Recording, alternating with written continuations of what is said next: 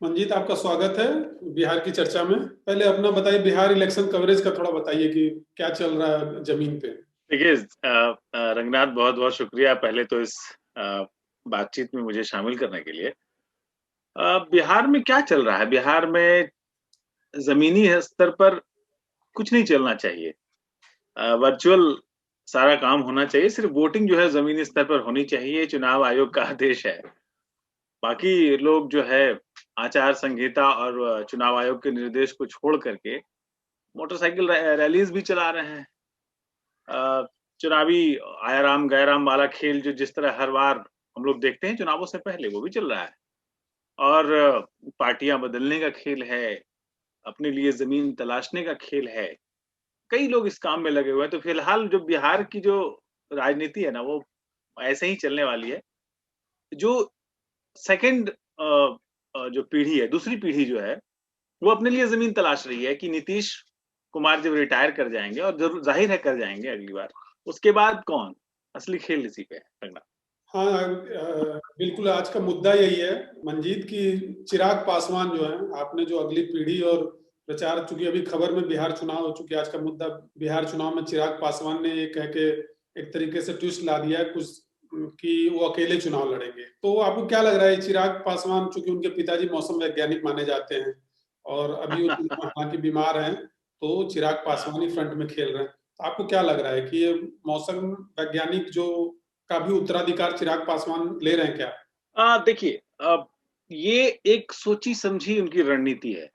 कुछ लोग ये कह रहे हैं कि जो भारतीय जनता पार्टी है, वो चिराग के पीछे, चिराग के सर पर उसकी छत्र छाया है भारतीय जनता पार्टी की। और इस पूरे प्रकरण में नीतीश कुमार, देखिए, रामविलास पासवान हो या मैं मतलब लोक जनशक्ति पार्टी की बात हम करें, तो उसकी पूरी पॉलिटिक्स नीतीश के खिलाफ रही है।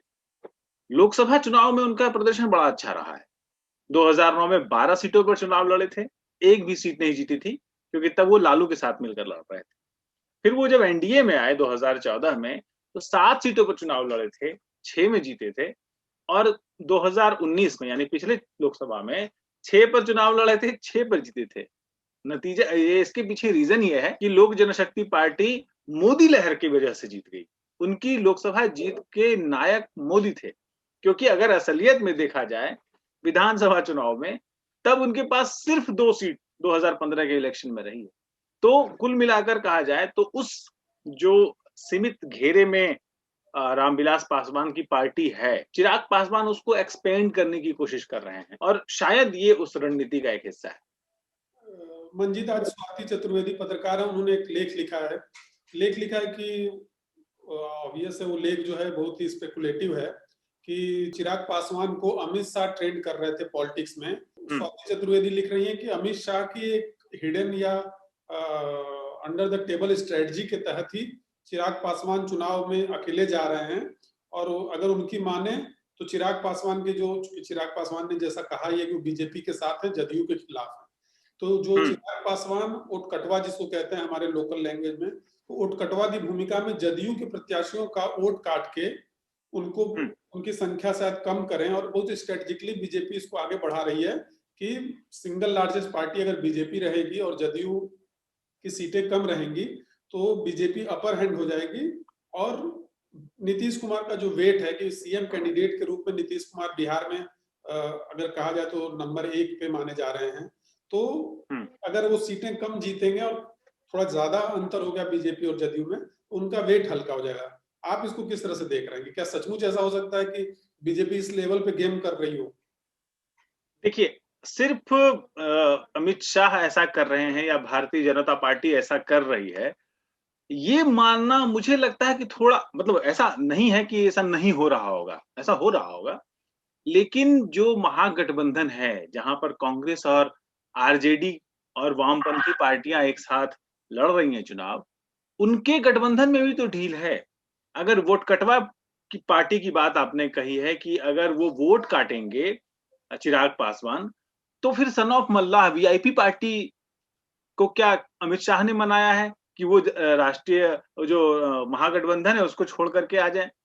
तो ये बिहार इलेक्शन के पहले की जो परिस्थितियां हैं, मुझे जो लगता है कि भारतीय जनता पार्टी के खिलाफ चूंकि चिराग पासवान इसलिए नहीं बोल रहे कि उनको ये पता है कि लोकसभा चुनाव में जो जीत उनको हासिल हुई है वो सिर्फ और सिर्फ जो है वो मोदी लहर की वजह से हुई है। अब मैं एक छोटा सा आंकड़ा जो सबको पता है मैं दोहराना चाहूंगा कि 2005 की फरवरी में जो चुनाव हुआ था रंगनाथ, 178 सीट पर लोक जनशक्ति पार्टी ने चुनाव लड़ा था।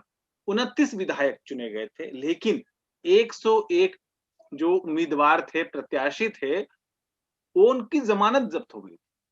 203 सीटों पर चुनाव लड़े, जब चूंकि उस समय उन्होंने रामविलास पासवान ने सत्ता की चाबी अपने पास रखने वाली बात कही थी और कहा था कि मैं किसी मुस्लिम को मुख्यमंत्री बनाना चाहता हूं। इस कुछ जिद की वजह से वो सरकार बनाना फलीभूत नहीं हो पाया। तब जाकर अक्टूबर 2005 में चुनाव फिर से हुए और चूंकि त्रिशंकु विधानसभा थी 2005 के फरवरी में, तब इन्होंने 203 उम्मीदवार चुनाव लड़ाए थे, 141 की जमानत जब्त हुई थी, 10 जीते थे और तब नीतीश कुमार सत्ता में आए और तब से बने हुए हैं। 2010 में जब चुनाव हुआ, 75 सीटों पर चुनाव लड़ा लोक जनशक्ति पार्टी ने, 26 पर जमानत जब्त हुई, 3 जीते और 2015 में यानी पिछली बार जब इलेक्शन हुआ 42 सीटें मिली थी इनको राष्ट्रीय जनतांत्रिक गठबंधन एनडीए की तरफ से, 3 पर इनके जमानत जब्त हुए, 2 जीते। वोट अगर कहा जाए फरवरी 2015 में 12.5% से कुछ ज्यादा, 2005 अक्टूबर में जब इलेक्शन हुआ तो 11% से थोड़ा ज्यादा, 2010 में हुआ तो 7% से थोड़ा कम 6.7% के आसपास और 2015 में 4.5%, 4.8% कुछ है ऐसा। तो कुल मिला आप वोट परसेंटेज देखिए कम होता जा रहा है विधानसभा में। लोकसभा में 2019 में 8% वोट लेके आए 6 सीटों के साथ। मैं यही कहना चाह रहा हूं कि जो नरेंद्र मोदी का जो करिश्मा पूरे देश में चला वो बिहार में लोक जनशक्ति पार्टी के पक्ष में भी चला। विधानसभा में नीतीश के खिलाफ इनकी हमेशा राजनीति रही है गठबंधन में रहते हुए भी। तो इसलिए इनके इनके सीटें, इनके जमानत, इनका जनाधार कम है। इस जनाधार को बढ़ाने के लिए चिराग पासवान अगली पीढ़ी के नेताओं की बात में खुद को खड़ा कर रहे हैं और मैं आपको कह रहा हूं कि 2020 नहीं, चिराग पासवान की नजर 2025 पर है और उसकी तैयारी वो अभी से कर रहे हैं, क्योंकि जनता दल यूनाइटेड में दूसरी पात का ऐसा नेता नहीं है जो नीतीश कुमार की जगह ले सके। भारतीय जनता पार्टी की नजर उस तरफ भी है और जनता दल यूनाइटेड में 5 ऐसे नेता हैं जिनको नीतीश अपने उत्तराधिकारी के तौर पर देख रहे। प्रशांत किशोर थे जो बाहर चले गए। मैं उस निगाह से देख रहा हूं कि अभी जो 143 या 144 सीटों पर जो चुनाव लड़ाने की कोशिश कर रहे हैं, जाहिर है वो वोट काटने वाली जुगत होगी और अब भारतीय जनता पार्टी या केंद्रीय नेतृत्व जो है ये सोचकर चल रहा है कि हम तो जीत ही रहे हैं। मुझे लगता है कि ये थोड़ा अति आत्मविश्वास का शिकार इस मामले में एनडीए हो सकता है। इतनी ज्यादा बड़ी जीत लैंडस्लाइड नहीं हो सकती है जितनी वो सोच कर चल रहे हैं। ऐसी परिस्थिति में ये चिराग पासवान का वोट कटवा जो है ये काम कर सकता है। लेकिन मुझे अगेन फिर मैं वही जो मेरा जो केंद्रीय स्वर है अपनी बात कहने का वो ये है कि चिराग पासवान 2025 की तरफ निगाह बनाए। तो आप ये कह रहे हैं कि वो अपने को भावी मुख्यमंत्री प्रत्याशी के तौर पे पेश कर रहे हैं और जैसे तेजस्वी यादव अब राजद की तरफ से है कि भाई तेजस्वी सीएम कैंडिडेट, तेजस्वी बहुत यंग है तो अगले कई चुनाव तक वही चेहरा रहेंगे राजद का।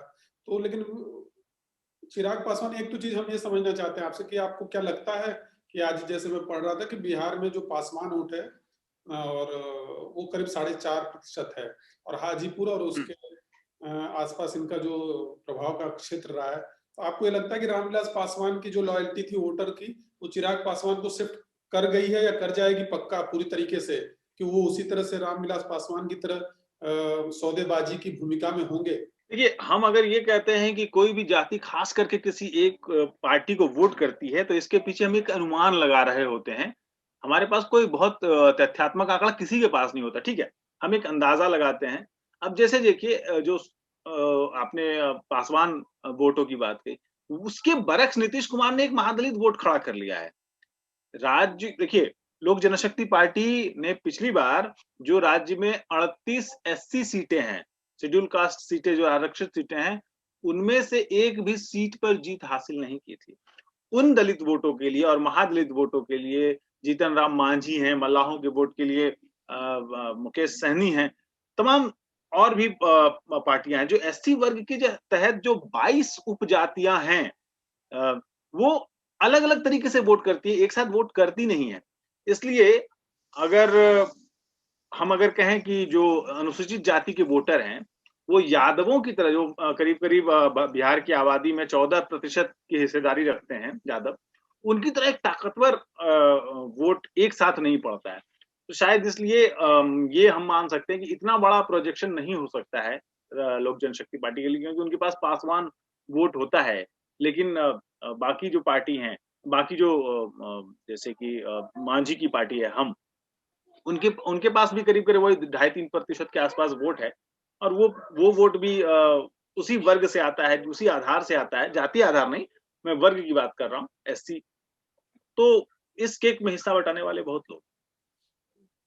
राजनीतिक नेतृत्व के तौर पे आप चिराग पासवान को एज ए नेता कैसे देखते हैं? कितने पोटेंशियल वाले नेता हैं कि मतलब राजनीतिक प्रतिभा उनके अंदर है या नहीं, या बस वो नेपोटिज्म ही चल रहा है?